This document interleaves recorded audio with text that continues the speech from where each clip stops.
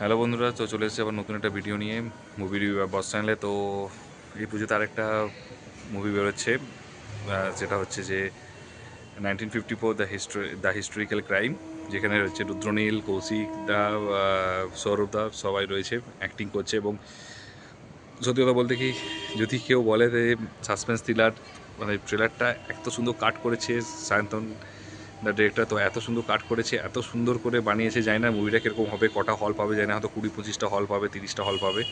কিন্তু যদি সত্যিকারে যদি সিনেমাটা যদি সেই লেভেলের হয়, এবং তাহলে যদি স্টোরি সেই লেভেলে থাকে, যদি কানেক্ট করতে পারে দর্শকরা, তাহলে ডেফিনেটলি কিন্তু এটা কিন্তু পরে সেকেন্ড উইক থেকে থার্ড উইক থেকে কিন্তু এটা হিউজ একটা ইয়ে করে, মানে কী বলবো, হল নেবে। এবং আই থিঙ্ক হয়তো বিশাল মানে ইনকাম করতে পারবে কিনা জানি না, কিন্তু ট্রেলারটা নিয়ে এবং কোনো প্রমোশন দেখতে পাচ্ছি না খুব একটা। কিন্তু যেখানে যে লেভেলে এই তিনটে মুভি করছে, ফার্স্ট হচ্ছে রঘু ডাকাত, সেকেন্ড হচ্ছে দেবী চৌধুরানী, তৃতীয়টা হচ্ছে রক্তবীজ 2, 4 নম্বর হচ্ছে এটা। তো যেভাবে মানে করছে, প্রমোশন করছে না, জানি না কী প্ল্যান আছে, কেন বের করছে, তাহলে তার 2 সপ্তাহ পর বা 1 সপ্তাহ পরই বের করতে পারতো। তো এই মুভিটা হচ্ছে সত্যি কথা বলতে কি খুবই সুন্দর। মানে ফার্স্টে একটা মার্ডার নিয়ে, এবং একটা মার্ডার হচ্ছে 1950 স্বাধীনতার পরে হচ্ছে একটা মেয়েকে হচ্ছে কেটে হচ্ছে তার বিভিন্ন অংশগুলোকে হচ্ছে বিভিন্ন জায়গায় হচ্ছে নিয়ে গিয়ে, মানে বিভিন্ন জায়গায় পাওয়া যাচ্ছে এবং সেগুলো পৌঁছে গেছে। তো সেই রুদ্রনীল হচ্ছে সেই হচ্ছে কেসটা হচ্ছে তদন্ত করবে, এবং তাদের প্রথম সাসপেক্ট থাকবে সেটা হচ্ছে সৌরভ দাস, এবং সৌরভ দাসের হয়ে উকিলের লড়াই করবে হচ্ছে সেটা হচ্ছে কৌশিক দা। কিন্তু আমার যেটা মনে হচ্ছে কৌশিক সেন। আর আমার যেটা সবচেয়ে একটা জিনিস অবাক লাগছে, সেটা হচ্ছে যে মুভিটাতে যেটা আমার মানে, এবং তারপর হচ্ছে ওকে ধোয়ার চেষ্টা করবে, কিন্তু ও বলে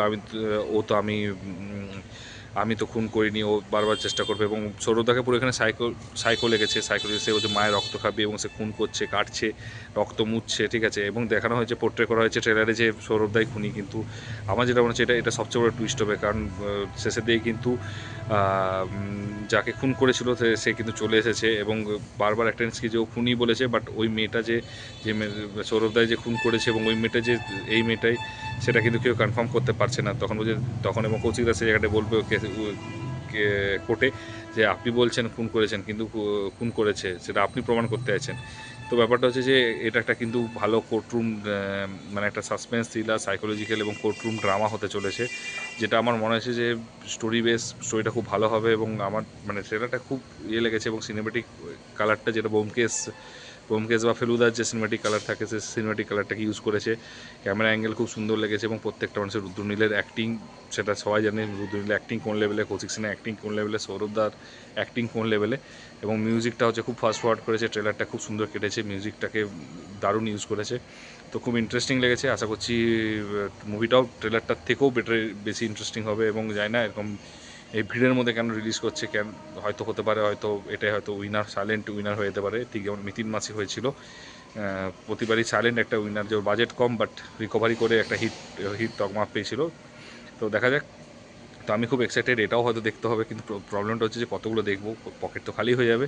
কিন্তু দেখতে হবে এই সিনেমাটা, এটা নিয়ে খুব কম মানুষই ট্রেলারে, খুব কম মানুষই হয়তো রিভিউ করছে, হয়তো কেউ জানেও না ঠিকঠাক করে। তো তোমরা যদি না দেখে দেখো, কাইন্ডলি সার্চ করো, ইউটিউবে দেখতে পেয়ে যাবে, এবং ট্রেলারটা দেখবে, তোমাদের মন ছুঁয়ে যাবে, এবং হয়তো তোমাদের একটা এক্সাইটমেন্ট আসবে যে হ্যাঁ, এই মুভিটা দেখতে হবে। আর যদি ট্রেলারটা দেখে থাকো, কেমন লাগলো সেটা জানিও। যদি ভিডিওটা ভালো লাগে একটু লাইক শেয়ার কমেন্ট করে দিও, আর যদি চ্যানেল নতুন হও একটু সাবস্ক্রাইব করে দিও। দেখা হচ্ছে পরের ভিডিওতে। Take care, tata, bye by.